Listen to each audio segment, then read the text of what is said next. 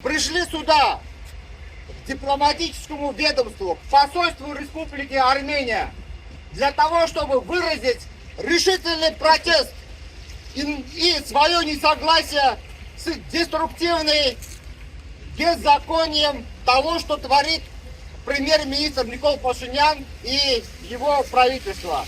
Мы пришли требовать свободу нашим священникам, свободу нашим епископам, свободу нашим прихожанам, свободу национальному благотворителю Самвелу Карапетяну и всех тех, кто незаконно удерживается. Свободу политзаключенным!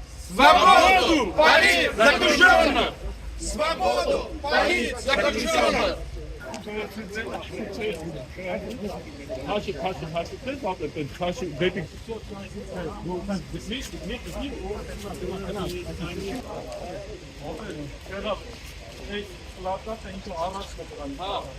Ասաց մեր համապատող, դուր մեզ այսօր, և թող մեզ սպարտիս մեզ, որպես և մենք թող մերով սպարտապանած։